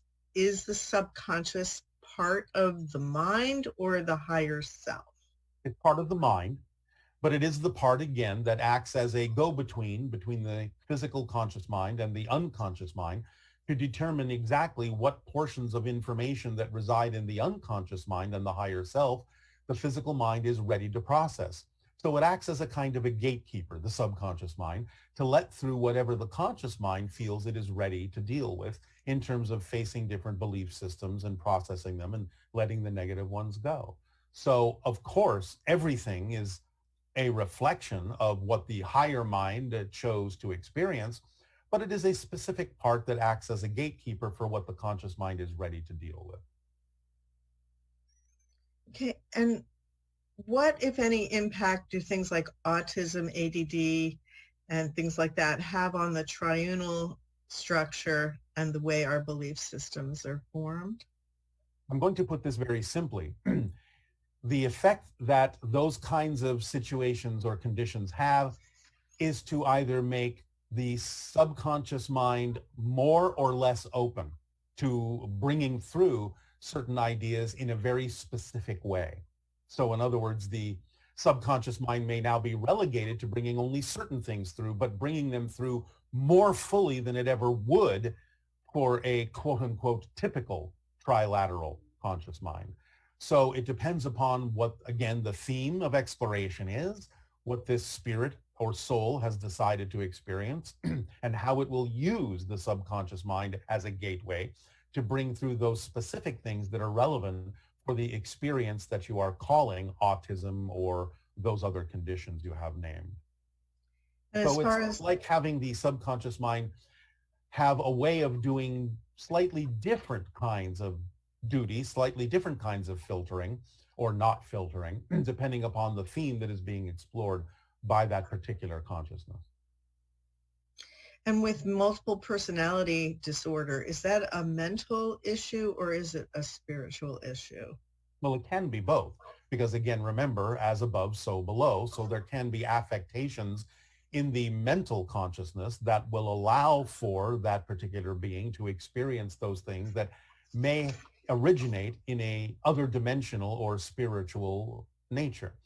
But the idea fundamentally and again, not for every case, but fundamentally, is that an individual is tapping into multiple parallel realities, multiple versions of themselves, without necessarily having the filtering system or the control system imposed upon it that would allow them to function in an orderly fashion, communicating with one another in a way that still allows the individual to function, quote unquote, normally in your reality. So it's a type of tapping into multiple dimensions, multiple parallel realities, without the ability to focus in any one particular one in an effective way, but again, can be done for a variety of reasons that may be personal to that particular consciousness experiencing that. So is the person tapping into multiple spirits and having them all share one body, or? No, it's not the sharing in the body, but it's an expression through the body, if that's what you mean by that. They don't all reside in the body per se, but the body can function as a reflector or a mirror for different versions of spirit and consciousness and physical beings in other parallel realities temporarily. So again, sort of like your telephone analogy, you can have different friends speak to you through the same phone, but it's not like they're inhabiting the phone. It's like the idea is that the phone and your body is a device that can, based on its frequency, allow different voices and different experiences to come through temporarily. So is creativity from the higher mind, the subconscious mind, or the unconscious mind? It is mostly from the higher mind, although there can be versions of it that filter into the unconscious and subconscious and even the conscious mind in the form of inspiration. But as we said, the idea is that the higher mind is the conceiver. The brain is the receiver, and the physical conscious mind is the perceiver.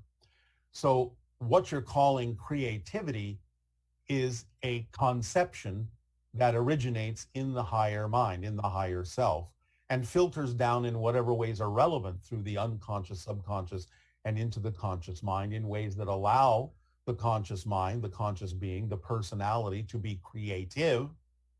But all of that comes from source and therefore filters down, so to speak, through the higher mind to the conscious mind, the triune conscious mind. How does that relate to the higher mind, to the oversoul, to the higher, to the unconscious, subconscious? I notice there's confusion often. All right. Again, without going into too much detail and too many layers and levels, because you can create a number of them anyway for various purposes.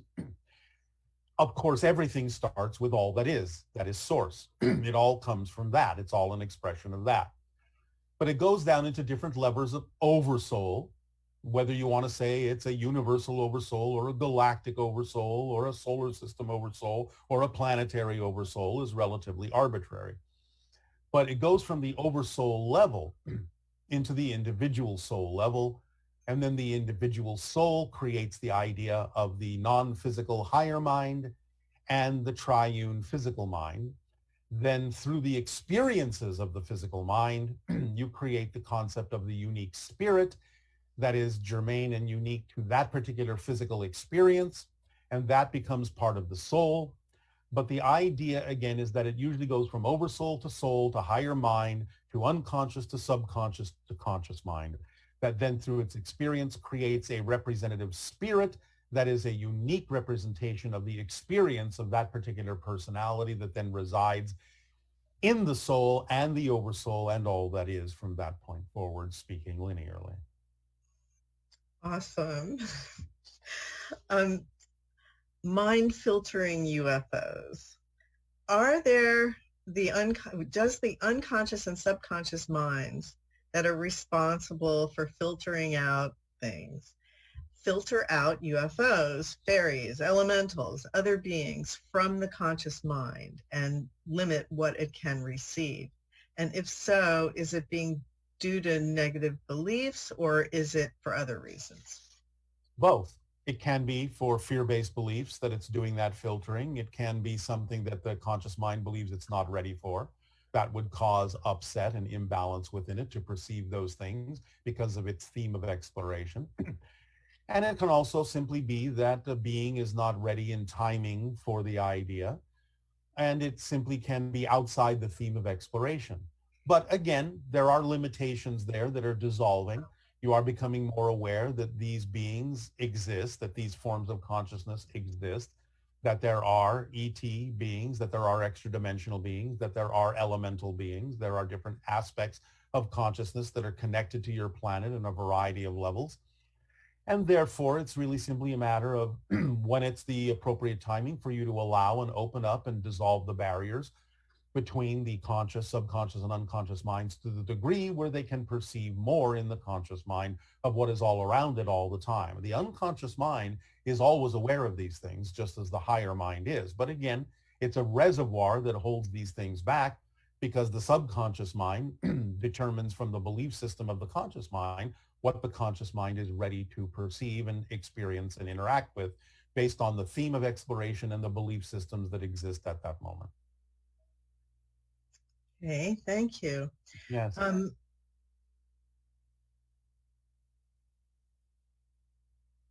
Okay, you've said that to access the subconscious mind, unconscious mind, and so on, that we have to raise our vibration. Yes. But how do we know that we are in that state? How do we know that we've accessed the subconscious or the unconscious mind? And do you have a tip to achieve the most frequent type of vibration needed to access the subconscious and the unconscious? Last question first, follow the formula because Right. it leaves nothing relevant out and raises your vibration when you're acting on your passion. And the question, how do we know when we're there, will become obvious when you actually have raised your vibration. To ask the question means the vibration is not high enough. When you are in the high enough frequency, that question will no longer be relevant and it will be exactly apparent what level you're on, what vibrational state you're in. So raising your vibration will eliminate the need to ask a question, when am I in that vibration? How do I know when I'm in that vibration? It's a self-canceling idea. Is there a frequency level that you can mention that you would need to be at in order to receive that information? It may be slightly different for everyone, but in general, it usually happens for most humans on your planet when you have achieved something above 180,000 cycles per second. So if you're in the channeling state, so to speak, or you're following your passion, so you're in that state, there's different levels of excitement and full consciousness commitment to the experience, because maybe things are running in the background, etc. Let me correct that. Okay. There are different expressions of excitement, but there aren't different levels of excitement. Excitement is excitement. Passion is passion. It can express itself in different ways, and there can be different vibrational states to those expressions, but the raw core idea of passion or excitement is a pure vibrational state without different levels in it. That's the point we're making, is that when you're actually functioning more holistically in the vibration of passion and excitement, the idea of much of the so-called confusion about what level you're on disappears, because by definition, what comes with that is a complete recognition by definition of exactly what pure state you're in. Okay, so I know that a lot of people, after they experience you and the communications from you, they feel a deep sense of inspiration and excitement about their lives and what they can do. Yes. Comparing that to, say, someone who loves to paint, but while they're painting, they're thinking about the bills they have to pay or something like that. Even though they're not in their passion. They're not in their passion at that moment. So you would be able to feel that inspired sense that we can feel after interacting with you. That would be a true indication of that higher frequency, yes? Yes, stay there. Okay. No matter what you have to think of. The idea is, again, you must remember that this all happens in perfect timing. There will be a time when, if it is important for you to ponder the idea of a bill, it will come in the form that is still part of your passion. It won't be a distraction. It won't be a less than experience. It won't distract you from the passion of the moment. You'll find the right time to be passionate about the idea of paying a bill if that is something that is truly necessary as part of your passion. So these things come in pure form.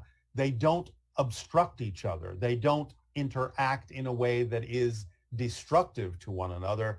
It still allows you to come in a form in perfect timing that allows you to experience each and every one of those things in its pure, exciting form. Again, Okay, this is an issue of perfect timing. Okay.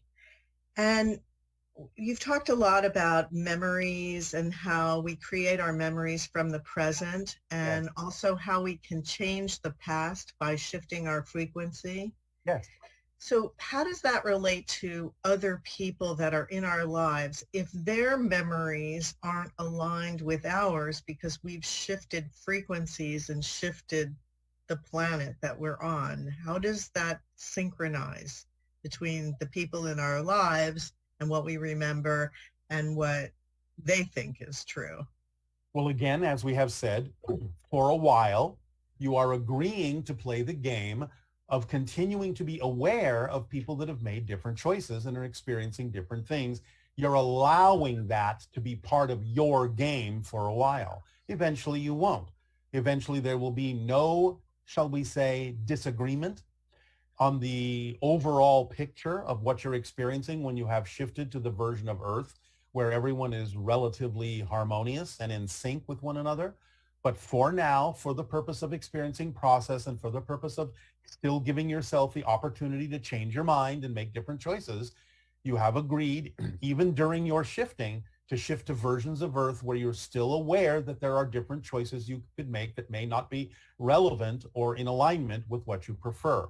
That's part of the choice you're making for now, to give everyone a chance to make their choices, to see in you different experiences they could choose for themselves, and for you to see in them different ideas you could choose for yourself. That's part of the game you're playing, even while shifting to different versions of Earth. So what kind of a timeline are we looking at with this in terms of when you would experience Earth and be experiencing people having similar memories to you? Of course, it will vary from individual to individual, but again, we could say that the overall bubble would probably be about 50 of your years. Okay, and so for those individuals who may not live for another 50 years, they would just experience varying degrees of that? Yes. Again, it will be per individual. Some may go on ahead. Some may lag behind. There may be an average to it. So you can't just say it's true for everyone, but we're giving you an overall average for the collective of your reality, barring the exceptions, about 50 years for everyone that you perceive in the version of Earth you're in to seem relatively harmonious to whatever idea, relatively in sync to whatever idea you're experiencing, whether it's positive or negative. This question has to do with suicide. And the person is asking, are either of these statements true? Someone who commits suicide will usually come back in physical form more quickly than someone who has died of natural causes. You want me to answer that one first? Sure. All right. Generally, that seems to appear to be the case, but only because when a person arrives in spirit, they may realize very rapidly that that wasn't necessarily the choice they initially would have made, and they wish to finish the theme that they chose to explore. So they will look for an opportunity to do so in physical reality. Now, that's not necessarily true for everyone. Some may continue their theme of exploration much later, or in a different dimension, or even as a non-physical being. But in general, when you make a choice to experience a certain thing from the spirit level to begin with, linearly speaking, you usually want to stick to it and finish the job. So many times people that commit suicide will suddenly awaken to the fact that they did make a choice initially that was very important to them, and they will usually look for an opportunity to go back into the situation, at least something similar, so they can finish the theme they chose to explore relatively quickly, linearly speaking. So on average, in general, yes, there's validity to that, but it's not absolutely true for everyone. Okay. And also, is this statement true? A being could get stuck in a dimension if they commit suicide. No. They may think they're stuck. They may create an experience of being stuck for a while, but again, only because of the belief systems they may have brought in with them. Eventually that will dissolve because they have help from physical reality for those individuals who are sensitive to such things. And they have help from their spirit guides in non-physical reality as well. So they can have the experience of being stuck, but they're never actually stuck. That's just an illusion. Okay. And also the idea that if someone is terminally ill and they are in great suffering and they choose to have assisted, suicide, I suppose. Yes. Does that come with the same idea of what you were saying in the first question? No, not necessarily. Again, as always, you can't make a general concept true for everyone. It depends on the reasons they're doing it. It depends on why they have attracted that situation to begin with. But in general, in the way you're asking the question, no. Okay, great. So there are, there's legitimate reasons for quote unquote suicide. Well, again, and then, remember, all death is suicide because mostly you have determined the window of your lifespan. And then basically the choice of how you exit is something having to do with opportunity, but it may also have to do with the other people that are involved in your life, etc. Yes. Again, you have to take it, as always, on a case-by-case, person-by-person basis to see why someone has chosen what they have chosen and why they're experiencing it in that way. But in answering the question generally, the answer is generally no. It's not the same as if you commit suicide through the idea of desperation or fear. You mentioned sometime that there are spirits that rematerialize into physical form on Earth. What is the longest time a spirit has remained physical on Earth after dying? And was this spirit human, animal, or plant? I'm not allowed to tell you about that at this particular point. Okay. All right. And you've said that cats communicate with elementals. Very often, yeah. When do cats learn to speak to elementals? Is it instinctive from birth? Are there telltale signs when the cat is doing that? And what is the conversation usually about? It is instinctive from birth. You can usually tell, though not always, when they focus on something that you say isn't there, that you can't see, but they seem very attentive in a particular direction. Now, that's not always the case. They might be looking at something you just can't see with your own eyes. That is still in physical reality because they have very sharp senses. But again, it can look similar. They can be engaged with something that you can't see, and you can tell they're engaged with something by their focus, their head motions and body language and so on and so forth. Very often, though not always the case, what it's about is something that either has to do with the cat and its relationship to you, or it has to do with things that the cat can experience when it's out of body and the cat's life in general or specific terms. But a lot of it will usually have to do with things that are going on in the life of the human and the cat and the relationship between them and how that might progress and evolve to including the elemental in some way, shape, or form that can be of assistance to the lives of the humans and the cats, and other animals participate in this as well. It's not just cats. But they do have a strong proclivity for this kind of activity. Okay. What sort of mind structures do plants have, and how different is it from mammals? Do they ever dream, reflect, or use archetypes to communicate like humans do? Absolutely, they do, but we're not going to go into a deep explanation now, but they have a difference in the way that they experience those things. It's a different form of reflectivity. It's a different experience of an archetypal connection. But we will go into that at some other point in more detail. But yes, they have all those things, just different. Do you want to comment at all on this cryptid that is called Dogman? Not at this time. Okay, and from your point of view, what is the relationship between power animals and sacred plants, as in shamanism, and humans? Who are they, and how can we develop a stronger and healthier connection with them? Sacred animals are animals. Sacred plants are plants. Every plant has a sacred aspect. Every animal has a sacred aspect. Every human has a sacred aspect.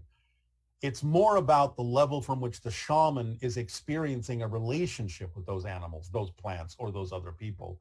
Because coming from a higher level, a shaman can see and perceive different levels of those beings, no matter what they are.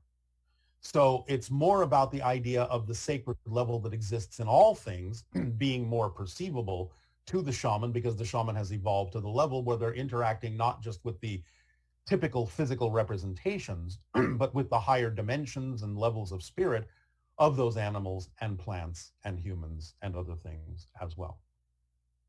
Okay. Thank you. Are there tones, pineal tones, that help with balancing our mind and also could have other effects with the pineal gland? Yes, and we will discuss this concept at another time as well, but the short answer is yes. Okay. Okay, so on to some ET galactic type questions that we have. Yeah. If someone passes to the other side of a black hole, what will they see? Depends on the black hole, because there can be black holes that are tunnels to other points in space-time. There can be black holes that are portals to other realities, other universes altogether. It depends on the type of black hole.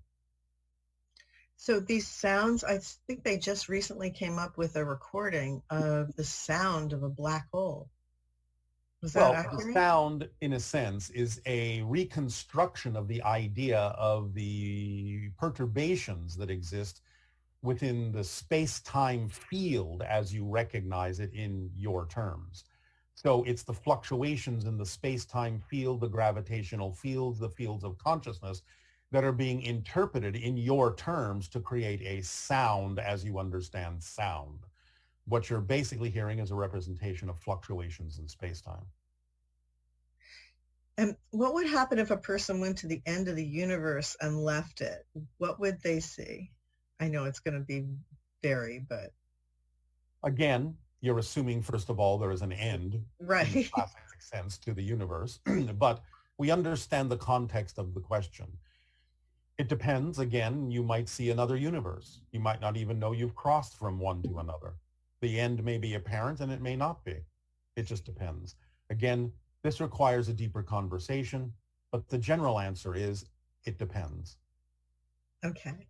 And are there any spacefaring ETs who are basically life-size animated plants? In a sense, yes. You would perceive them in that way. You would perceive them to be plant life, although they would be a little bit different than what you perceive on Earth as plant life. But yes, there are those extraterrestrial beings that do appear to possess more qualities you would attribute to the concept of plants. What about situations where someone has taken something that elevates their frequency, some sort of hallucinogenic or plant-based idea, and they experience things like communication with DNA and things like that? Yes. Is that basically similar to the idea of interacting with a plant type consciousness that is an extraterrestrial?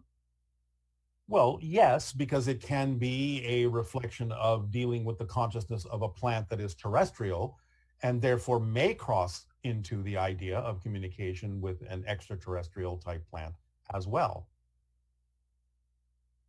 So they can deliver information from that microscopic level in a sense also. Possibly. Okay, and why do extraterrestrial crafts have lights on them? Are they a device for attracting our attention and raising our awareness, or do they serve a purpose? Well, there are many levels to that. Many craft have lights in the same way that your cars have lights. Remember, it's dark out in space. Therefore, the lights help to identify what's there. But a lot of the so-called lights are not lights as you understand them. They're expressions of energy. So they can be representative of many different things that are not necessarily physical lights in the way you understand the technology. It may be the manipulation of energy that has a light as a side effect. Okay, and will there be people who immigrate to Essassani, and how would that work in the Interstellar Alliance? Eventually, there may be those that will come to live on different planets relatively permanently, yes. In the future, when you are a full-fledged member of the Interstellar Alliance, that is a common thing for individuals to do as long as the planet can support their form of life. Just like you would go to live in another country. There is nothing mysterious about this.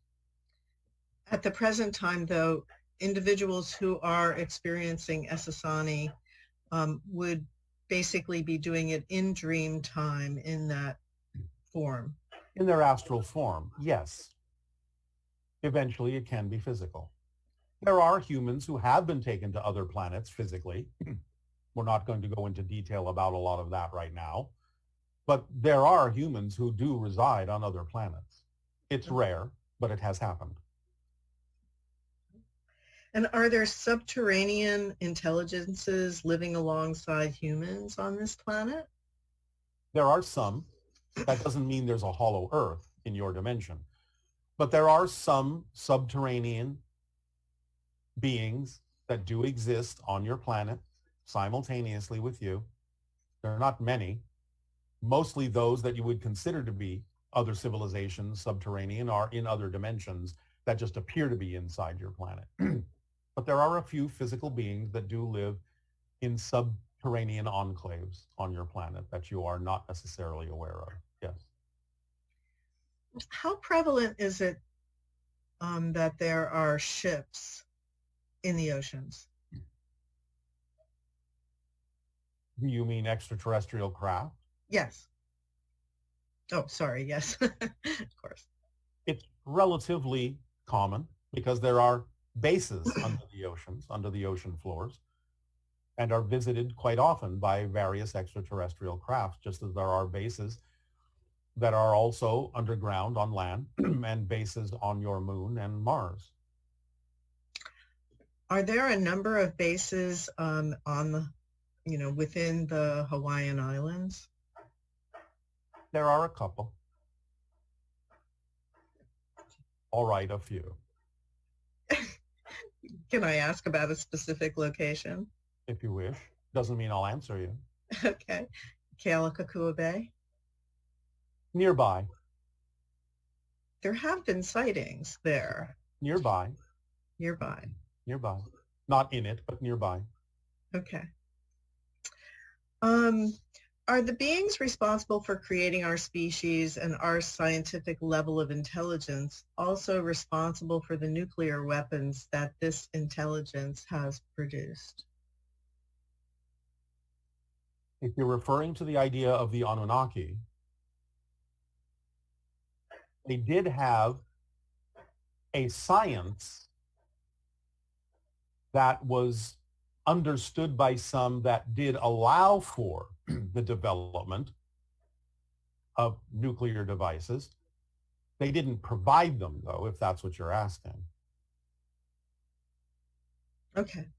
And did the Sasquatch interact heavily with the Conestoga people, who are also known as the Susquehannock, found on the Susquehannock River? And if so, modern people believe this culture is extinct because of conflict in the 1700s. did some of them travel with Sasquatch to other dimensions? Yes. And that's all we will say about that. Okay. And are ancient Egypt giants Anunnaki? Some of them certainly have a lot of Anunnaki blood. They are mostly ancient Atlanteans that have a lot of Anunnaki blood, many of which still existed on Earth in the late periods after the destruction, the third phase of destruction of Atlantis, and became known as the Anunnage. You can look them up. Anunnage, Anannage, Anunnage, which is a corruption of Anunnaki. But many of these are ancient Atlanteans who survived and went to different areas on your planet that had a lot of Anunnaki blood. Okay, and this is a question about the U.S. congressional hearings on the UFOs. Yeah. Well, first of all, does that foreshadow a change in the collective energy leading to the beginning of the open window of contact? It does, of course, even though not much information actually was offered in that meeting. The fact that it is recognized as a public meeting that professes to take the subject seriously is a step forward in the evolution of contact. Yes, of course. And this person is saying, I read that the U.S. government or military doesn't want to admit UFOs are from outer space and friendly because then there would be no need to have huge budgets to protect ourselves against them. Is that accurate or? Yes. In general, yes. There are exceptions, but yes. And in the news this week, there was also a picture of a doorway on planet Mars. And is that picture true? No comment. Okay. All right. And there'll be a device in the future that will help access the unconscious mind and discover our negative beliefs. Can you tell us what kind of a device that would be? It will be an AI device. And is it connected with the internet? Because you've talked about how we would be able to talk with our higher minds through the internet. I guess it's sort of a representation of that idea. It's not the internet as you know it, but it will be something similar. Okay, and can you tell us something about advances in health and medicine, what they might look like that would help us continue to evolve and move towards greater and greater open contact? Eventually, it will all be based on the understanding of resonance and frequency of energy. So eventually will we be able to like regrow limbs or Yes. restore senses? Yes. All of those things? Yes. And will it be through the use of AI? Because right now we already see that happening where Partly, yes. It can be aided by AI, yes. But it has to do with frequency and resonance. Okay. And lastly, this one says the cultural belief that change is created through rage, rejection, and punishment seems to be gaining momentum, at least in our society and maybe even worldwide. And can you help us understand what an individual can do to shift that so that we have a more smooth progression to our evolved future? Or is this whole period of quote unquote negativity that the world seems to be going through just part of our growth process to get us to that on how you place? use it. As we have said, you're getting everything out on the table because it's the end of the cycle. You're shifting into a new cycle. You have to be able to see every possible choice and every possible opportunity to be a living example of better choices, of more positive choices, without necessarily needing anyone to choose them. But the idea is to be a living example of that. That's how you can help.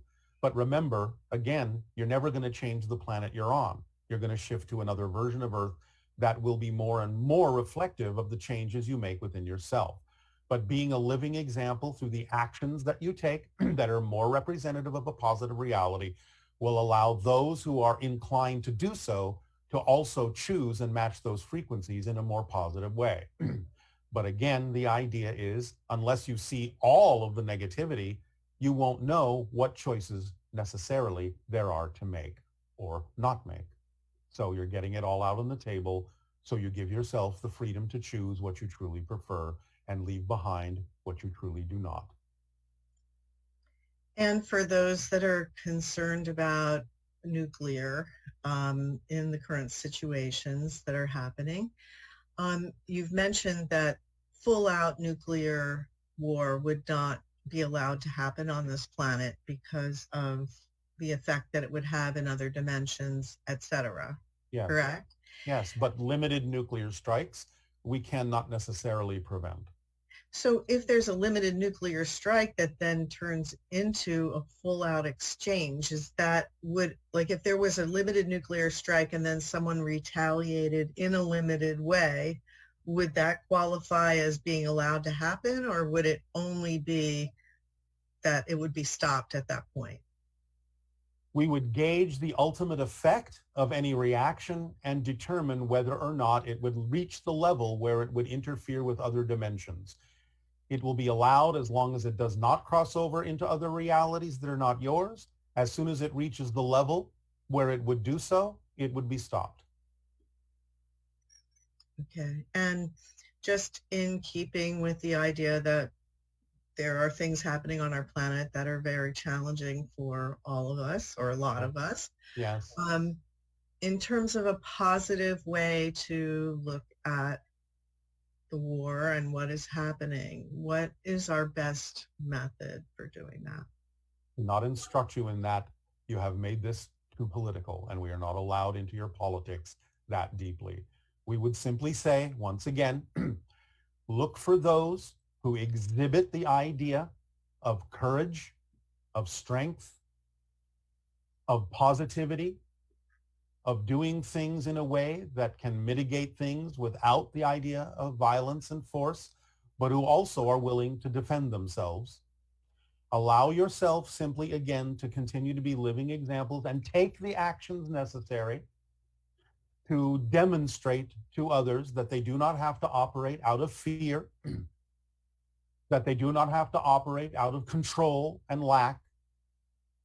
It's up to you. It's your planet.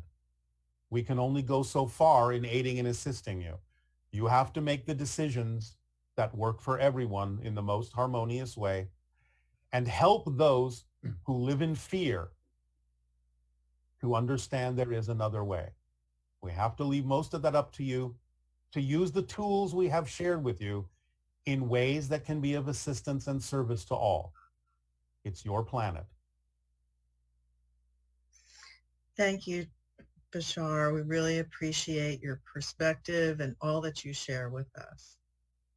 It is always our passion and our pleasure and our gratitude and appreciation for allowing these exchanges to occur. Depending upon what you do with this information will make all the difference in all the different versions of Earth that you choose to experience as you move forward on your evolutionary path.